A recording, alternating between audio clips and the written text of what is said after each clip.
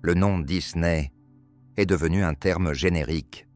De nombreux spectateurs des films et séries de Disney ne réalisent même pas qu'il s'agit d'un nom de famille, alors que Walt Disney, au milieu du XXe siècle, était considéré comme l'une des personnes les plus célèbres au monde, à l'exception des politiciens. Mais quel était-il vraiment ? Il ne faisait pas de quartier à ceux qui n'étaient pas d'accord avec lui. Il a été critiqué pour son sexisme, son antisémitisme et, bien sûr, pour son manque de talent. Selon beaucoup, sa seule compétence était de tirer profit des idées des autres. Il a fait de l'animation un art et a connu des succès significatifs dans divers domaines. Et c'est vraiment le cas. Que peut-on attendre d'autre d'une des personnes les plus influentes du siècle dernier ? Si vous avez toujours pensé que Walt Disney n'était qu'un grand-père bienveillant, ayant créé quelques personnages de dessins animés de votre enfance, vous vous trompiez. Découvrons quel était vraiment cet homme. Commençons par un petit test. Prenons quelques personnages célèbres des dessins animés de Disney. Mickey Mouse, Donald Duck, Cendrillon, Bambi et Blanche-Neige.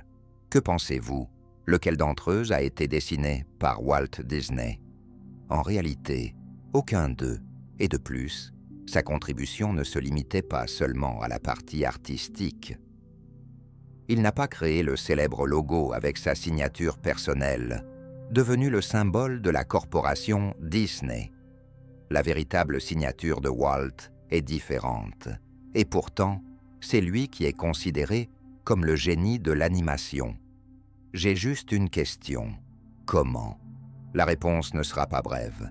Faites attention à la durée de la vidéo et commençons. Au moment de ces événements, il a presque 18 ans sur les documents, mais sur la photo, il ne semble pas avoir plus de 16 ans.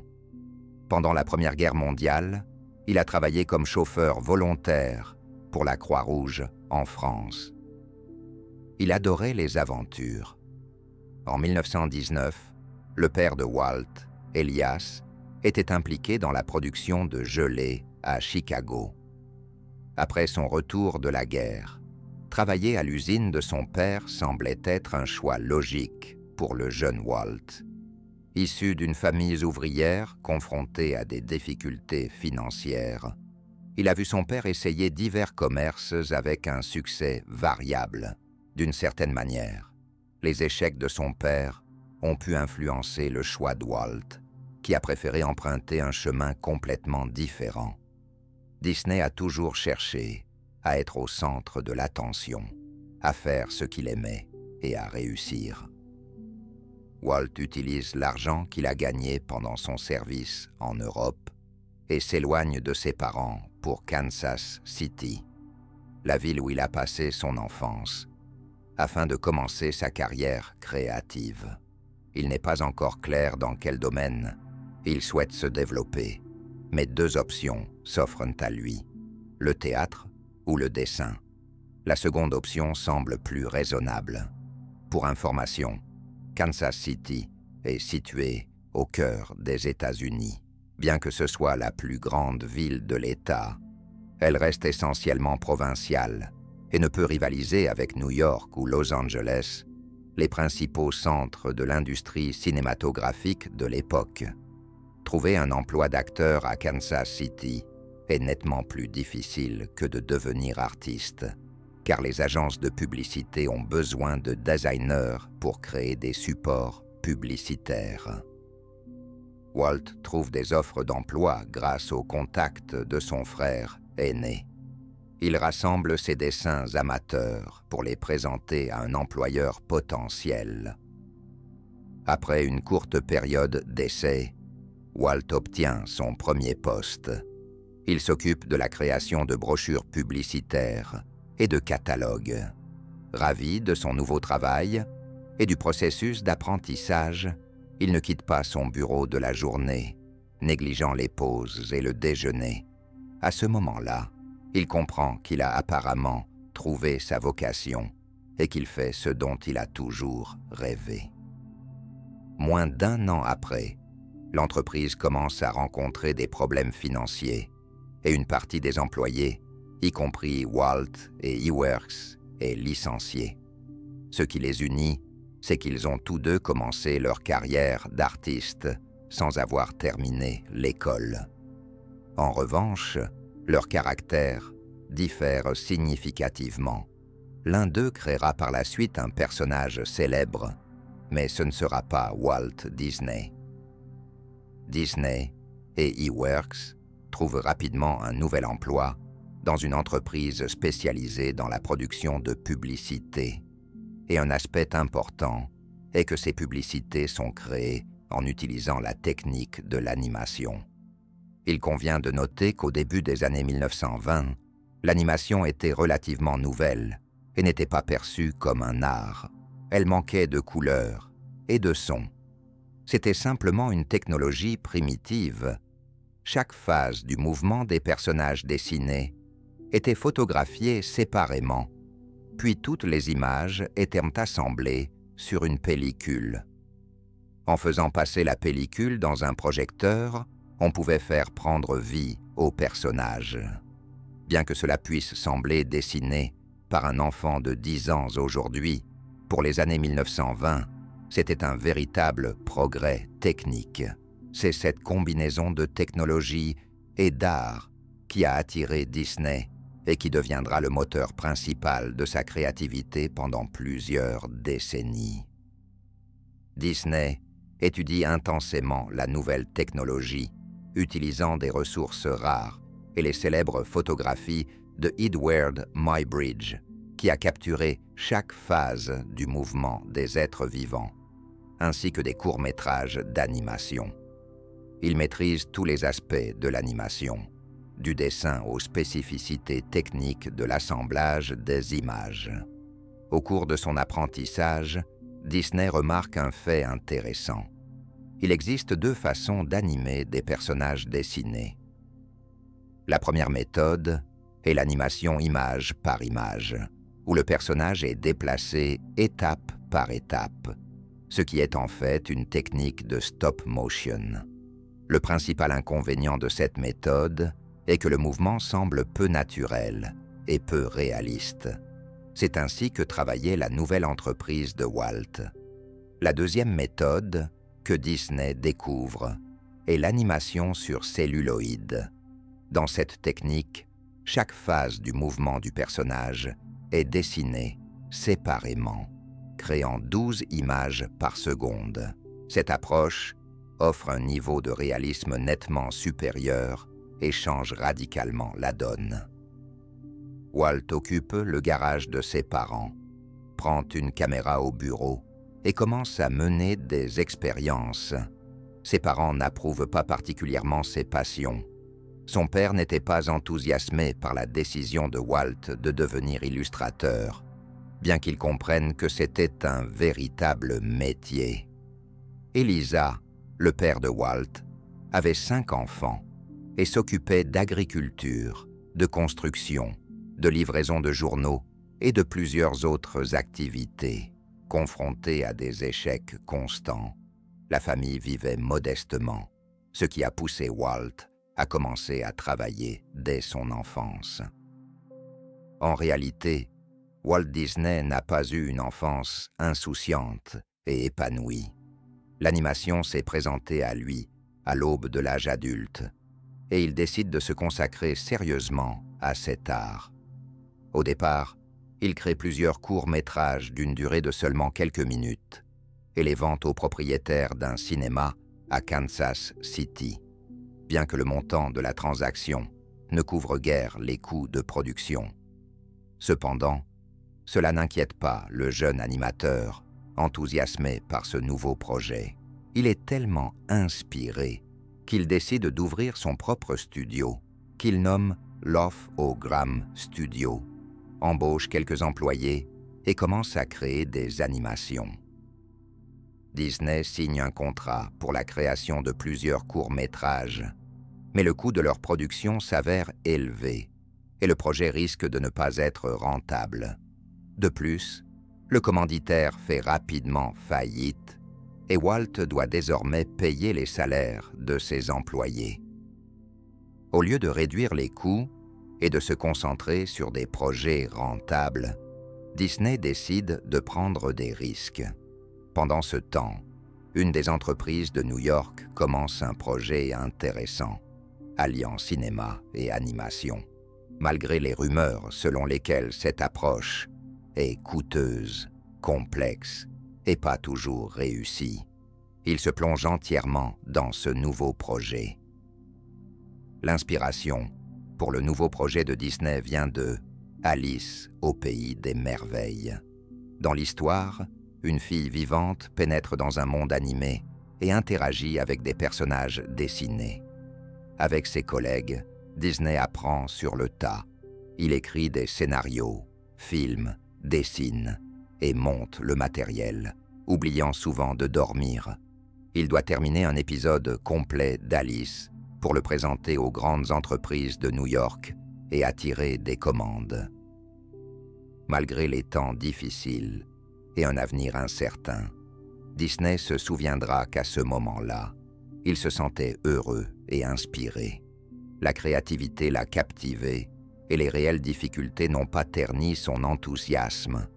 Cependant, il n'a pas réussi à trouver d'acheteurs pour Alice, ce qui a conduit à la faillite de sa société. Dans les années 20, Hollywood n'a pas encore acquis une renommée mondiale, mais la vie y est déjà en effervescence. Bien qu'il soit clair, à ce moment-là que Walt Disney est destiné à Hollywood, l'industrie elle-même ne réalise pas qu'elle a été créée pour lui. Après l'échec de son studio d'animation, Disney déménage à Los Angeles. Appauvri et en vêtements déchirés, Disney décide de changer ses ambitions et de devenir réalisateur. Il parcourt les studios, observe le processus de tournage et essaie de trouver un emploi, mais toutes ses tentatives s'avèrent infructueuses. Un peu plus tôt, le frère aîné de Walt, Roy, a déménagé à Los Angeles, poussé par le désir de profiter du doux climat californien plutôt que d'Hollywood. En raison de problèmes pulmonaires, Roy a toujours fait preuve de pragmatisme et de raison. Cette qualité deviendra plus tard l'un des facteurs du développement réussi du studio Disney. Mais au début des années 20, Roy se contente de vendre des aspirateurs à son jeune frère et lui conseille de trouver un emploi bien rémunéré. Alors que Disney tente sans succès de percer en tant que réalisateur à Hollywood, il est contacté par une femme nommée Margaret Winkler. Toujours à Kansas City, Disney cherchait désespérément un distributeur pour Alice au pays des merveilles et envoyait des lettres à tous les acheteurs potentiels, y compris Winkler. Sa réponse est arrivée après son déménagement à Los Angeles. Il convient de faire une petite précision. Tout le monde ne peut pas comprendre ce que signifie « distributeur ». Pour mieux saisir certains aspects clés de la vie de notre héros, examinons brièvement comment fonctionne l'industrie cinématographique depuis l'idée initiale jusqu'à l'écran. Le processus de création d'un film comprend 3 étapes principales. La première est la production, réalisée par le studio. À ce stade, les scénarios sont élaborés, le tournage a lieu, le montage est effectué et le produit final est formé, qu'il s'agisse d'un film ou d'une animation. La deuxième étape est la distribution, où les spectateurs découvrent les résultats du travail du studio lors de la première étape. Ce modèle de l'industrie cinématographique était pertinent il y a 100 ans et, en essence, reste d'actualité aujourd'hui. Elle est prête à commander 12 épisodes et propose $1 500 chacun. C'est une somme considérable pour l'époque. Au début des années 20, une voiture aux États-Unis coûte environ $500. tandis que Disney ne recevait que 50$ pour ses courts-métrages à Kansas City. L'offre de Winkler pourrait être considérée comme un véritable succès.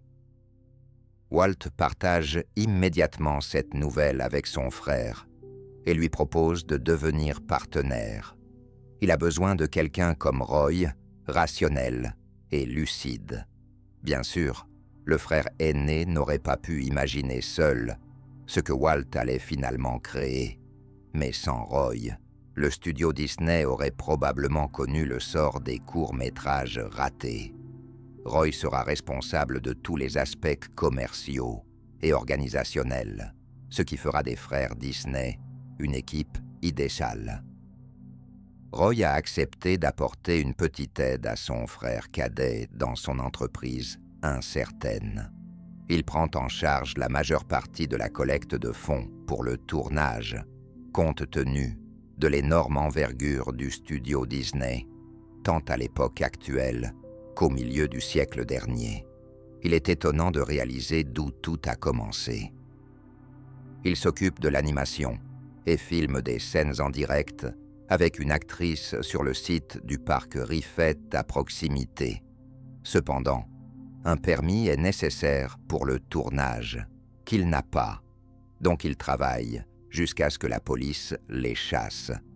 Après cela, ils entrent par une autre entrée et continuent à filmer jusqu'à la prochaine intervention.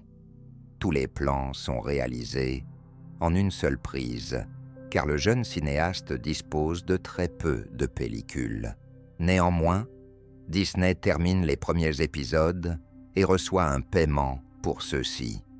Cependant, le distributeur Winkler n'est pas particulièrement impressionné par la qualité du travail et estime que le produit a besoin d'amélioration, ce que Disney reconnaît pleinement. Pour améliorer la qualité, la seule solution sera d'engager des spécialistes en animation capables de mieux gérer cette tâche que lui. Dès le départ, Disney prend conscience de ses limites. Il aime dessiner, mais en tant qu'animateur et réalisateur, il n'est pas aussi compétent. Il recrute plusieurs spécialistes dans son équipe, y compris son collègue de Kansas City, Ub Iwerks.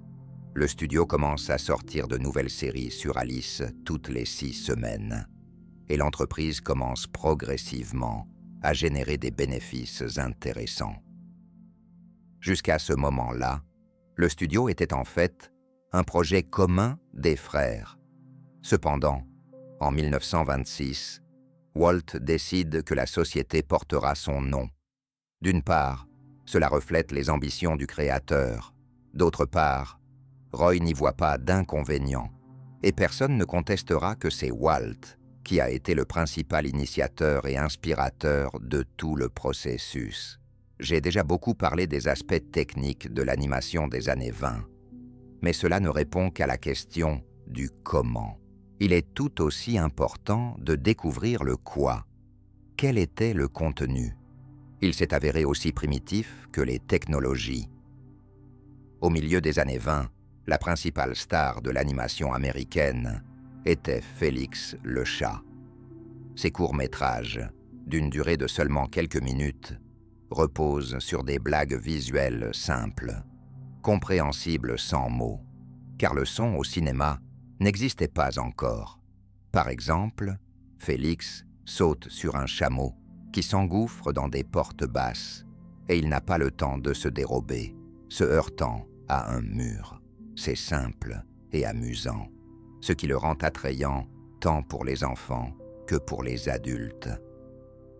Convenons qu'à première vue, cette pensée ressemble à une énième citation motivationnelle sans sens tirée d'Internet. Cependant, en connaissant la biographie du héros de cette vidéo, nous comprenons que derrière cette phrase se cache une signification profonde. Disney a toujours été caractérisé par sa foi en ses idées et sa persévérance, même à des moments où tout semblait se diriger vers l'échec. Disney observe attentivement le succès de Félix et comprend que son studio a besoin de son propre personnage mémorable. Posséder un chat n'est pas dans ses plans, car il y en a déjà suffisamment sur le marché de l'animation. Il est convaincu que le nouveau héros doit non seulement divertir, mais aussi susciter la sympathie des spectateurs. C'est ainsi qu'émerge le personnage du lapin Oswald. Contrairement aux travaux précédents, cette fois-ci, le projet ne comporte pas d'acteurs en chair et en os, uniquement de l'animation. Iwerks est responsable du style visuel, tandis que l'intrigue est développée par toute l'équipe de Disney. Le premier court-métrage fait une si forte impression sur le patron du studio Universal qu'il commande immédiatement 26 épisodes. Aucun des employés, même aux postes les plus bas, n'appelle le dirigeant Monsieur Disney ou le patron. Tout le monde s'adresse simplement à lui par son prénom, Walt. Tous les employés travaillent beaucoup. Cependant, les principaux dividendes et la reconnaissance reviennent à Walt. Il s'est vraiment inspiré et remonté le moral, mais parfois ses exigences atteignent des proportions despotiques. Un mécontentement sérieux commence à grandir au sein du studio, et Charles Mintz, mari de Margaret Winkler et l'un des dirigeants de la société de distribution, décide d'en tirer parti. Le contrat pour la création de nouveaux épisodes d'Oswald a été signé précisément par son intermédiaire. Mintz choisit de profiter du mécontentement des employés, de les attirer à lui et de commencer la production d'Oswald directement, sans l'implication de Walt Disney. Il se rend à New York pour discuter avec la société de Mintz, mais ses tentatives de négociation n'aboutissent pas. Il perd le contrôle sur les personnages, la plupart des animateurs quittent son studio, et la question de la manière de gagner de l'argent se pose désormais. À ce moment-là, il ressent qu'il répète le destin accablant de son père, qui a toujours été confronté à des échecs. En revenant à Los Angeles depuis New York, Walt Disney traverse Marceline, une petite ville près de Kansas City. C'est ici qu'il a passé quelques années de son enfance, lorsque son père essayait de gagner sa vie en faisant de l'agriculture. Walt se souvenait toujours chaleureusement de cet endroit. La nature environnante, les animaux et le sentiment de liberté étaient le parfait contraste avec la vie dans les grandes villes. Pour Disney, Marceline restera à jamais un oasis symbolisant une courte période de son enfance insouciante. De retour à Los Angeles, il prend conscience de la nécessité de créer un nouveau personnage populaire qui éclipsait le lapin Oswald, le chat Félix et d'autres concurrents. Le personnage est créé en utilisant des formes arrondies, ce qui permet d'ajouter de longues oreilles et de le transformer en un lapin qui ressemble à un chat. Walt l'appelle initialement Mortimer. Heureusement, à ce moment-là, il est déjà marié et Liliane, qui était venue au studio quelques années auparavant pour dessiner des personnages, lui conseille de changer de nom. Elle convainc Walt que Mortimer n'est pas un bon choix, proposant à la place le nom de Mickey. Un aspect clé du succès de Mickey Mouse a été son charisme. Disney croyait que le personnage devait être sympathique, joyeux et capable de sortir des situations difficiles avec le sourire et optimisme. Dans une certaine mesure, la souris reflétait la personnalité même de Disney. Le studio produit plusieurs courts-métrages avec le nouveau personnage, mais Wenta ne trouve pas d'acheteurs. Disney réalise qu'il doit créer une caractéristique unique qui distinguera le héros de ses concurrents et décide d'utiliser le son. En conséquence, en 1927, le film Le chanteur de jazz sort sur les écrans, le premier film sonore à grande échelle, où les sons et les dialogues sont entièrement synchronisés avec ce qui se passe à l'écran. créant une sensation de dialogue vivant. Walt ne peut pas ignorer cette technologie. Disney investit sans hésitation des fonds et des efforts dans les dernières innovations, considérant ce principe comme essentiel pour son travail, indépendamment des fluctuations financières de l'entreprise. À ce moment-là, personne n'avait encore utilisé de son synchronisé complet dans l'animation, et cela pour plusieurs raisons. Tout d'abord, c'est extrêmement coûteux. Ensuite, le processus est très complexe. Et enfin, il n'est pas clair à quel point cela est nécessaire. Il n'y a pas de certitude que le son soit vraiment important pour les spectateurs, car l'animation est généralement attendue avec des situations comiques qui sont compréhensibles même sans accompagnement sonore. Cependant, ces arguments ne perturbent pas Disney. Il est convaincu que l'idée fonctionnera. Arthur se rend à New York pour acquérir du matériel d'enregistrement sonore. N'ayant pas suffisamment de fonds, il se tourne vers son frère pour lui demander d'accélérer la recherche de financement et même de proposer la vente de sa voiture si nécessaire. L'enregistrement du son pour l'un des courts-métrages sur Mickey Mouse n'est pas facile pour Walt. Une nouvelle problématique se présente. Il conclut alors un contrat de manière autonome avec le propriétaire d'un des cinémas de Broadway à New York pour projeter Mickey Mouse en salle pendant 2 semaines. En novembre 1928, le public a accueilli le film de 7 minutes, Steamboat Willie, sur Mickey Mouse. Ces 7 minutes ont marqué un tournant pour l'animation mondiale, le cinéma et, sans aucun doute, pour la vie de Walt Disney. Le public était ravi, en particulier par l'utilisation du son. Visuellement, Steamboat Willie ne se distinguait pas beaucoup des autres œuvres, mais la combinaison de l'image avec le son synchronisé a constitué une expérience sans précédent. Dans certains cas, les spectateurs ont même exigé de retarder le début du film suivant pour revoir le court-métrage avec Mickey. La petite souris dessinée est rapidement devenue une star d'Hollywood, et des gens à travers tout le pays se sont précipités dans les cinémas pour découvrir le nouveau personnage. Cependant, Walt Disney n'avait pas la clairvoyance nécessaire pour comprendre pleinement l'humeur du public. Il a intuitivement saisi la formule qui lui apporterait par la suite un succès répété, une intrigue captivante, un personnage charismatique et de nouvelles technologies. Les enfants ont immédiatement adoré la petite souris. Roy Disney réalise qu'ils ont besoin de produits avec la symbolique de la marque. La liste des produits potentiels peut être infinie, mettant en scène Mickey Mouse et sa compagne Minnie. Avec la sortie de nouveaux dessins, animés et de produits, les revenus du studio augmentent rapidement. Cependant, l'enthousiasme ne vient pas seulement des spectateurs. De nombreux réalisateurs, respectés à travers le monde, reconnaissent les œuvres de Walt et de son équipe comme une réalisation significative dans le domaine des arts visuels. Sur cette photographie de 1930, Walt Disney est immortalisé aux côtés du célèbre réalisateur éminent Sergei Eisenstein. Un admirateur du travail du studio, Walt élargit à nouveau son équipe.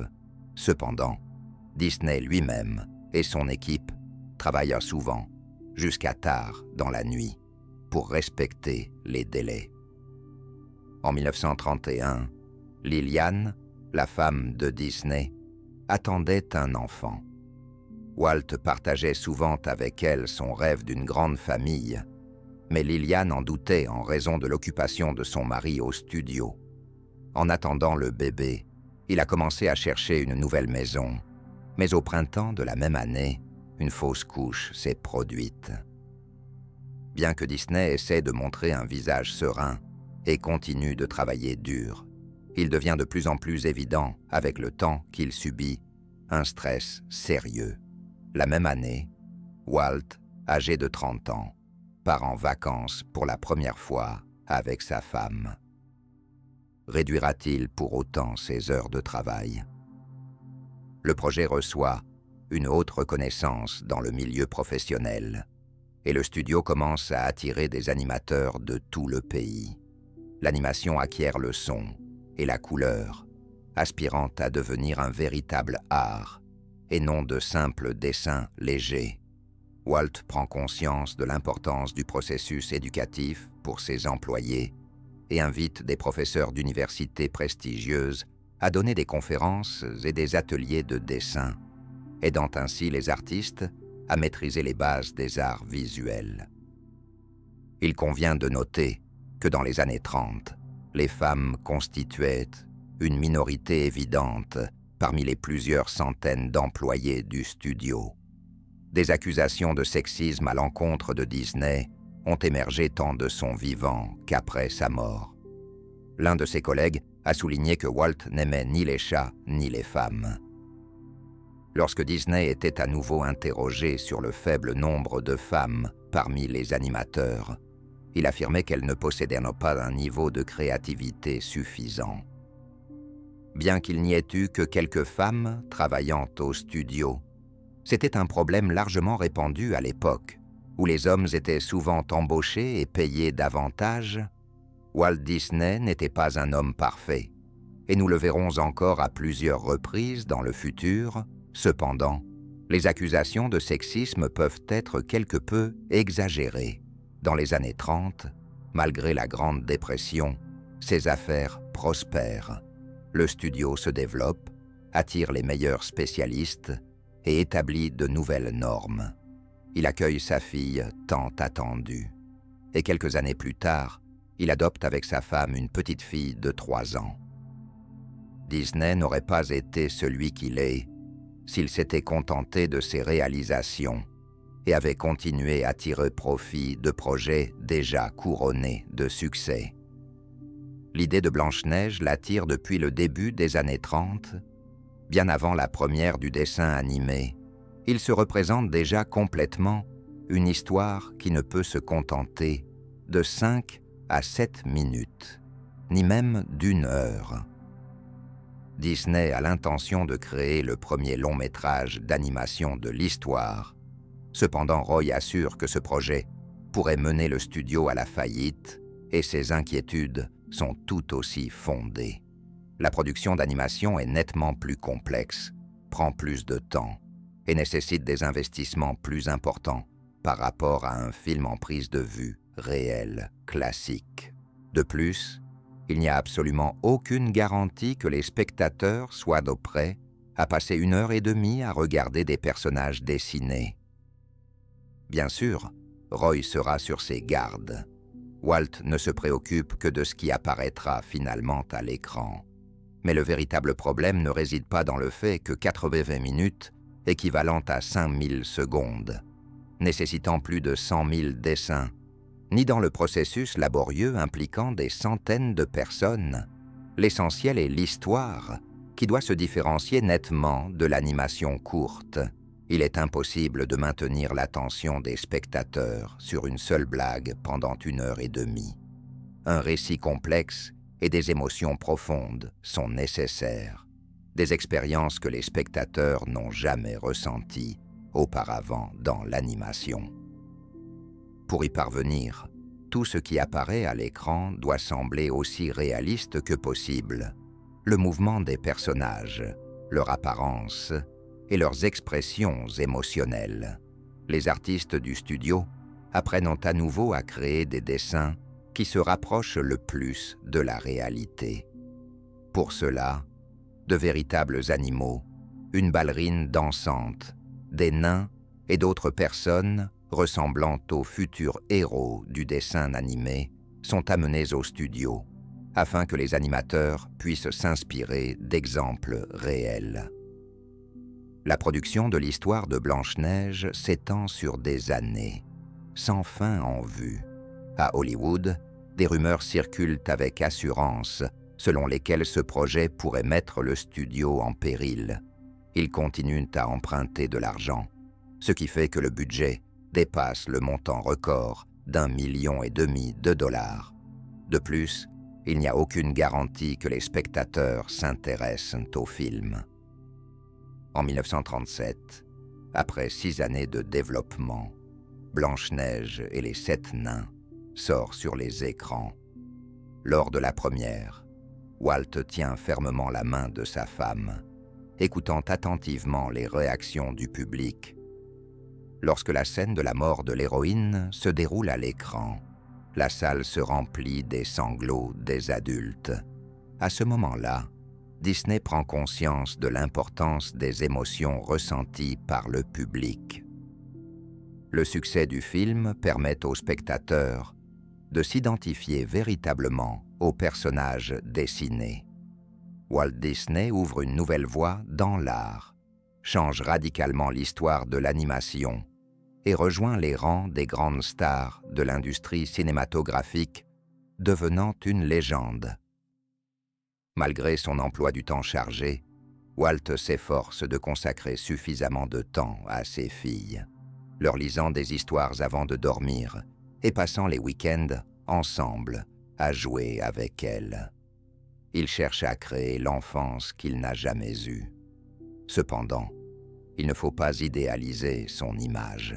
Tout au long de sa vie, Walt a tenté de se présenter comme un simple Américain de province, mais dès les années 30, surtout après le succès de Blanche-Neige, l'image publique et le véritable Walt commencent à diverger de plus en plus. Cela deviendra bientôt évident. Le triomphe du studio se transforme paradoxalement en problème en raison du caractère de Disney. Créer quelque chose d'exceptionnel après un succès d'une telle ampleur s'avère difficile. L'idée d'un nouveau défi vient de l'Académie américaine des arts et des sciences du cinéma. Elle n'a pas une confiance totale dans l'animation en tant qu'art. Lorsque Disney reçoit une statuette d'honneur en dehors des nominations, Walt relève ce défi, prévoyant de produire un projet de long métrage tous les 6 mois, bien que la création d'une seule Blanche-Neige ait pris des années. Son premier projet à venir est Fantasia. Si vous n'êtes pas familier avec ce dessin animé, ce n'est pas surprenant. À la fin des années 30, Disney était convaincu que Fantasia deviendrait son chef-d'œuvre, qui convaincrait tout le monde que l'animation est un véritable art. Décrire l'intrigue de Fantasia est difficile, car il s'agit d'une représentation animée de 2 heures, plutôt abstraite, accompagnée de musique classique. Le film est divisé en plusieurs segments, chacun mettant en avant des œuvres de compositeurs célèbres tels que Tchaïkovski, Beethoven, Moussorgsky et bien d'autres. Selon Disney, c'est exactement ainsi que cela devrait être, car l'animation représente un art véritable et immortel. En même temps, le studio travaille sur 2 projets de long métrage, Pinocchio et Dumbo. Leurs intrigues sont plus claires, mais les 3 œuvres partagent une complexité, un coût élevé et une approche novatrice. Les artistes continuent d'élargir les frontières de l'art de l'animation. Il suffit de regarder ce qui est devant nous. Ce ne sont que des dessins faits à la main, se déplaçant à une vitesse de 24 images par seconde. En 1940, le studio obtient un nouveau domicile, pas simplement un bureau, mais une véritable mini-ville. Disney plaisantait en disant qu'il y avait tout ce qu'il fallait, sauf des logements pour les employés, ce qui signifiait qu'ils pourraient ne jamais partir. Ce nouvel espace offre des lieux de travail confortables, des restaurants, des cafés, des salles de sport, des zones de détente et bien plus encore. Cela ressemble à un bureau de rêve pour notre époque, mais il convient de rappeler qu'il s'agit de l'année 1940. En cette période véritablement difficile de la vie de Walt, une tragédie se produit. Dans la nouvelle maison que lui et son frère ont achetée pour leurs parents, un dysfonctionnement du système de chauffage entraîne une grave émission de dioxyde de carbone. La période difficile de la vie de Walt se prolonge. En 1940-41, Fantasia, Pinocchio et Dumbo sortent sur les écrans. Les critiques saluent ces films et le public se rend également volontiers dans les salles de cinéma, même pour l'abstraite Fantasia. Cependant, les énormes budgets des films ne leur permettent pas de récupérer leurs investissements. À cela s'ajoutent d'énormes dépenses pour la construction d'un nouveau studio que Walt a commencé sans l'accord de son frère. Disney blâme la guerre en Europe et l'interdiction de diffusion des dessins animés dans de nombreux pays. Cela a effectivement eu un impact, mais le problème principal résidait dans l'excès d'ambition des idées de Walt. Plus tard, il reconnaîtra lui-même que, par exemple, Fantasia s'est avéré être un projet trop complexe. Walt n'a jamais été particulièrement connu pour sa sophistication ou son intellect. Cependant, il convient de noter que les 3 films ont laissé une empreinte significative dans l'histoire de l'animation et ont inspiré plusieurs générations d'artistes. Cependant, cela ne contribue pas à sauver le studio, qui est au bord de la faillite au début des années 40. Le seul moyen de remédier à la situation est de faire son entrée en bourse. Parallèlement, des problèmes surgissent non seulement de l'extérieur, mais aussi à l'intérieur de l'entreprise, malgré les nouveaux bureaux confortables et propres. Les bureaux spacieux commencent à ressembler à des laboratoires, où chaque employé remplit une fonction précise. Près d'1 millier de travailleurs rendent le studio plus semblable à une corporation sans âme qu'à la petite famille créative qu'il était auparavant. Walt Disney lui-même dispose désormais d'un bureau avec une chambre et une salle de bain séparées, ainsi qu'un grand nombre de secrétaires et d'assistants. Cette division commence à se faire sentir à d'autres niveaux. Il existe un département de principaux artistes, respectés et bien rémunérés. En revanche, les employés aux niveaux inférieurs ont des revenus si modestes qu'ils ne peuvent pas toujours se permettre un déjeuner dans le café du studio. Ces tendances se manifestent non seulement au sein de la société unique, mais aussi dans tout Hollywood. Le cinéma se transforme en une entreprise très lucrative, mais seuls les dirigeants des studios, les acteurs célèbres et les réalisateurs en tirent principalement profit. La création de syndicats et de guildes influence la résolution de ce problème. Dans le cinéma en prise de vue réelle, ils sont apparus un peu plus tôt, tandis que la guilde des animateurs a été formée au début des années 40. Elle comprenait des employés de tous les studios du pays, à l'exception de la société Disney, ce qui représente presque la moitié de tous ceux qui travaillent dans l'industrie de Walt. La situation avec les syndicats ne l'inquiète pas beaucoup pour une raison simple. Il est convaincu que ses employés sont satisfaits. Il leur accorde une liberté créative et leur verse de bons salaires, ou du moins des salaires acceptables. Que peuvent désirer de plus les travailleurs de Disney si les gens rejoignent l'entreprise précisément pour cela? Ils travaillent pour le bien de l'idée de la grandeur de l'animation et croient sincèrement qu'il reste le même gars du coin qu'auparavant. Cependant, il ne se rend pas compte qu'il se transforme progressivement en un patron industriel typique, et c'est seulement maintenant qu'il prend conscience du danger que ces artistes puissent s'organiser en syndicats.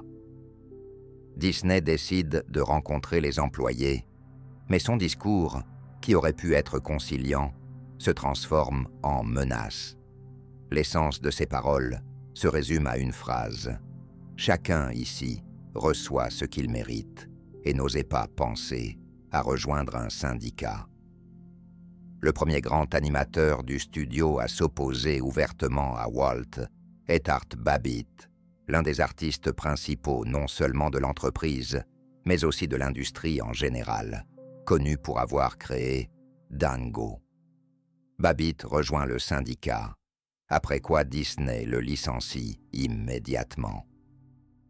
Peu de temps après, plusieurs centaines d'employés organisent une grève, commençant à faire le piquet à l'entrée du studio, ce qui oblige Walt à utiliser une autre entrée. Un jour, en le voyant, Babbitt prend un mégaphone et commence à crier des slogans à son encontre. Cela provoque une réaction vive de Davis qui sort de sa voiture et une bagarre éclate. En conséquence, Babbitt et Disney sont séparés par d'autres manifestants. Cela n'affecte en rien l'humeur de Walt. Il est incapable de croire que ses employés peuvent être mécontents des conditions de travail. L'un des principaux talents de Disney a toujours été sa capacité à raconter des histoires. La clé d'une bonne histoire est un puissant méchant, et Walt l'a trouvé même dans la vie réelle. Tout au long de sa vie, Disney a souvent été accusé de sexisme, d'antiquisme et de racisme, mais en réalité, le seul groupe envers lequel il éprouvait de l'antipathie était les communistes, question à laquelle nous reviendrons plus tard. Walt, envahi par la confusion et la colère, décide de partir en voyage d'affaires en Amérique du Sud.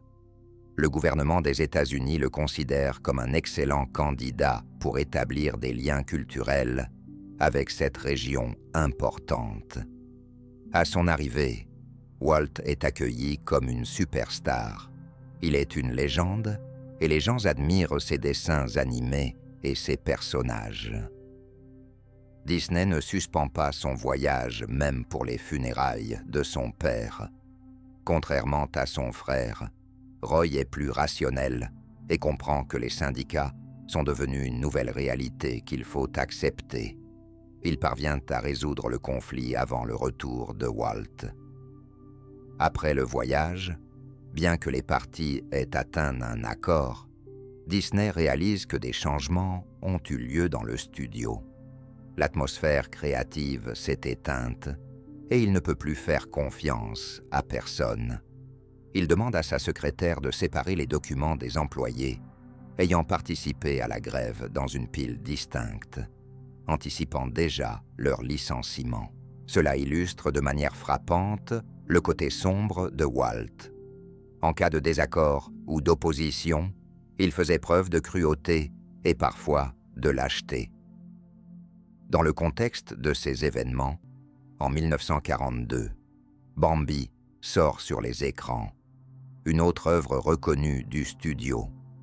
Cependant, comme pour les 3 longs métrages précédents, sa production s'est avérée trop coûteuse, ce qui a entravé sa rentabilité. Il est difficile de le croire, mais c'est à ce moment-là, au début des années 40, que Disney cesse en réalité d'être exclusivement un studio d'animation, bien qu'il continue à créer des dessins animés, y compris des longs métrages.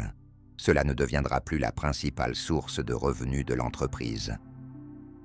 D'une part, Disney blâme la guerre en Europe pour ses échecs financiers, mais d'autre part, c'est justement elle qui sauve le studio de la faillite. Pendant cette période, l'entreprise subsiste principalement grâce à des contrats gouvernementaux, créant des dessins animés éducatifs et de propagande en collaboration avec le gouvernement. Disney réalise qu'il est possible de réduire considérablement les coûts de production simplement en simplifiant les approches actuelles.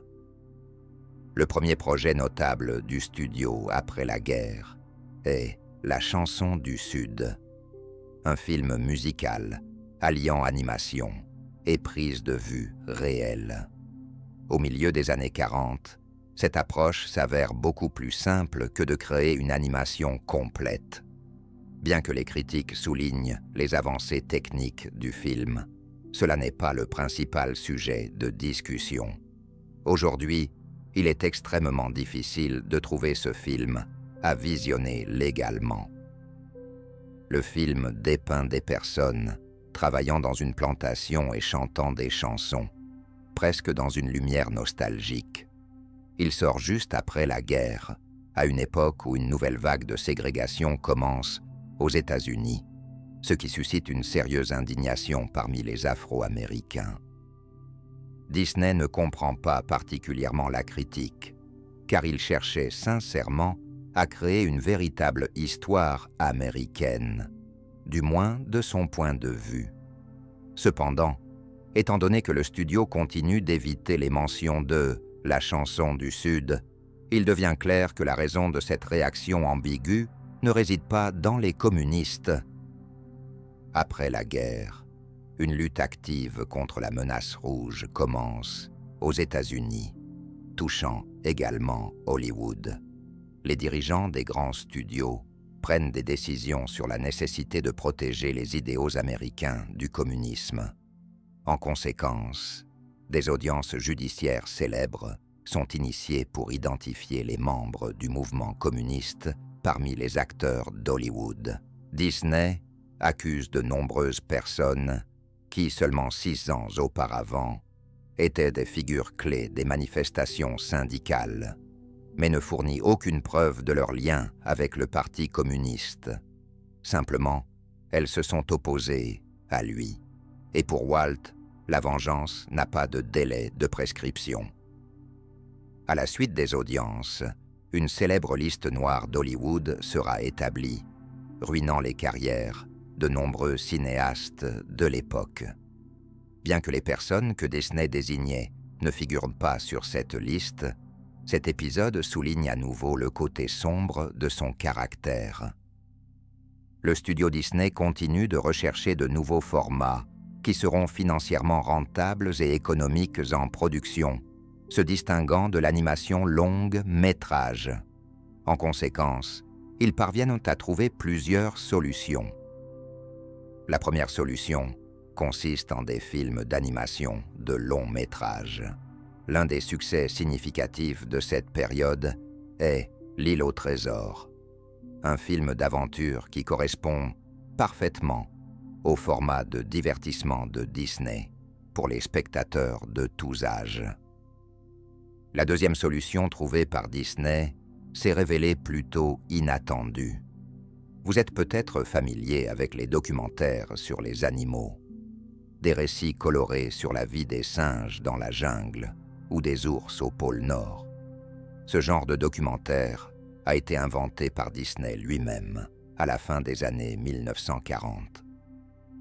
L'intrigue peut inclure, par exemple, un petit pingouin et sa mère en tant que personnages principaux, tandis que l'anti-héros est un prédateur ou un élément naturel qui les empêche d'atteindre leur objectif et menace leur vie. La première expérience dans ce format a été le documentaire Disney sur les otaries en Alaska. Cette approche est rapidement devenue un modèle du genre et a rapporté des revenus significatifs aux studios grâce à une production peu coûteuse et à l'absence de grève de la part des animaux. En 1950, Cendrillon est sorti sur les écrans et beaucoup l'ont probablement vu. Ce n'est pas surprenant, car le film est devenu un véritable classique.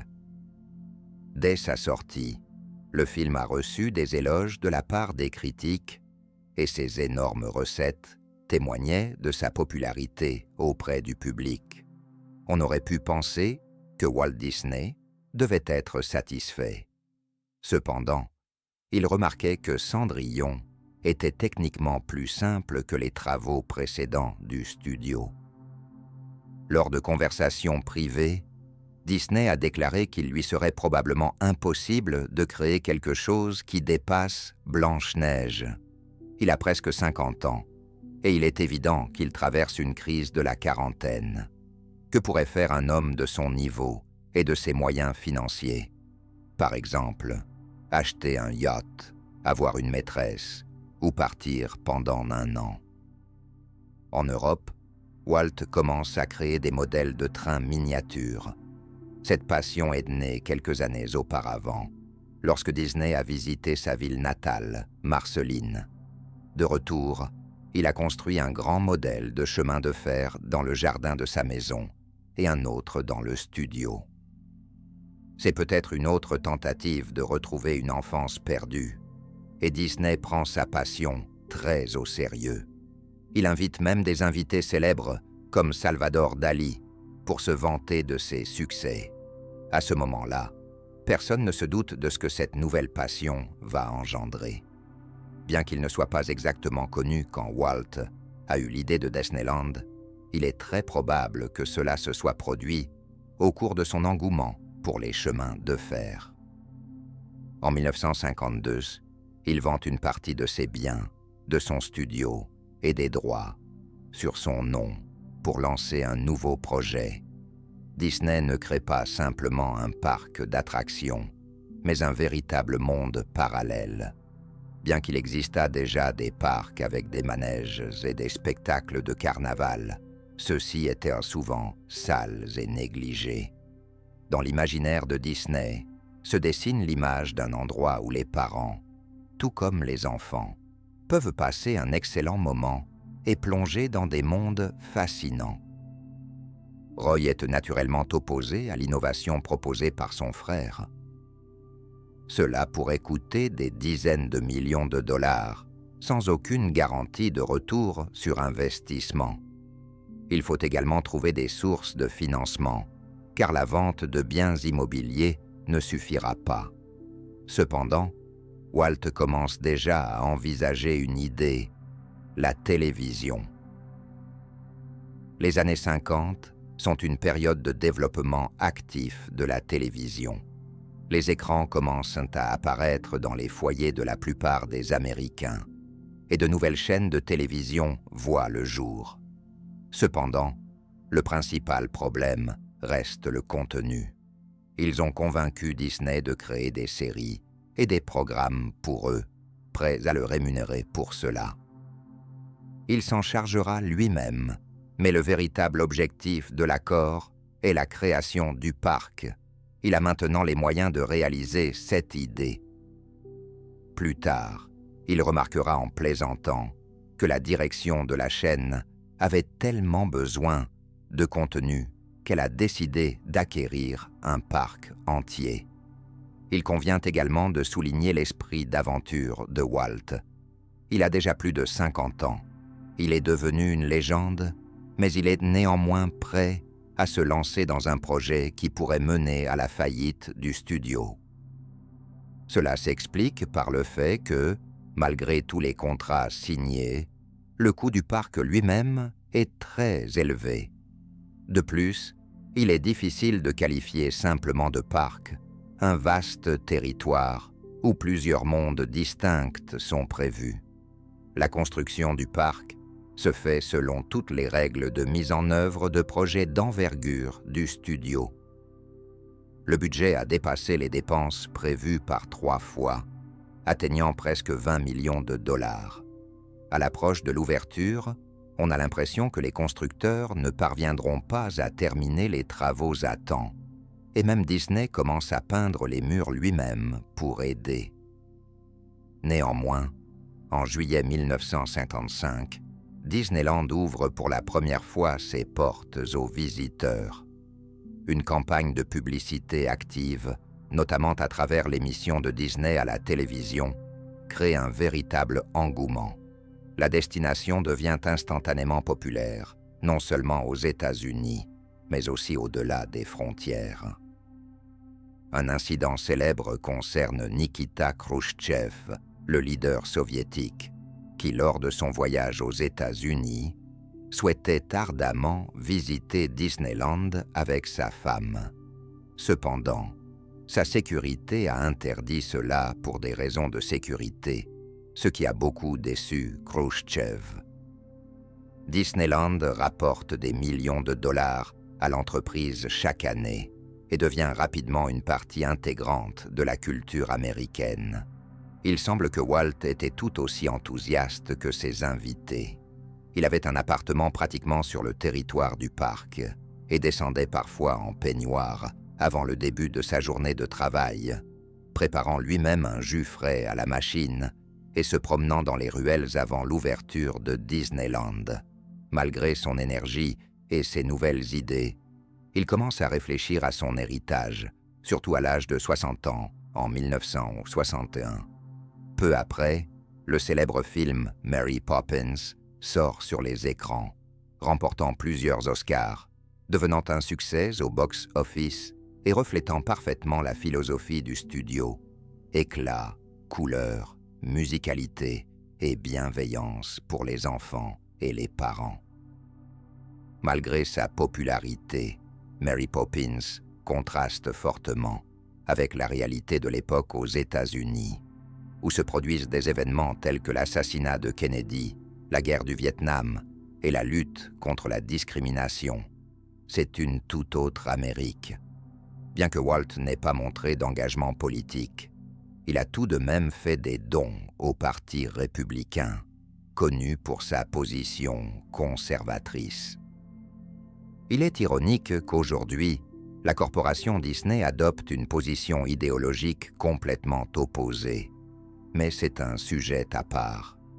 À cette époque, la santé de Walt commençait à se détériorer.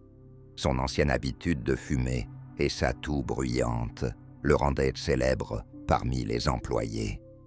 De nombreux travailleurs du studio affirmaient qu'ils pouvaient reconnaître l'approche de leur patron rien qu'à la sonorité de sa toux.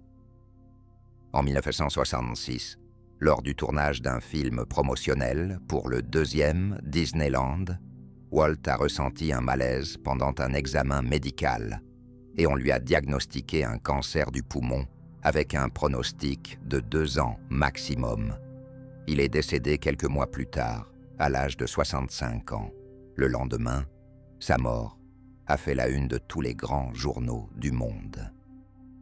Certains pourraient affirmer que tout ce que Walt Disney a créé ressemble à du plastique et à de la malbouffe, et il y a une part de vérité dans cette affirmation. D'un autre côté, il est difficile de contester que l'animation de Disney a non seulement façonné toute une génération de personnes à travers le monde, mais a également contribué à la recherche de réponses à des questions importantes sur le bien, le mal, l'amour et la haine, ainsi que sur ce qui définit l'essence humaine. Walt Disney était une personnalité complexe et controversée, et c'est peut-être cela qui lui permettait de comprendre plus profondément la nature humaine.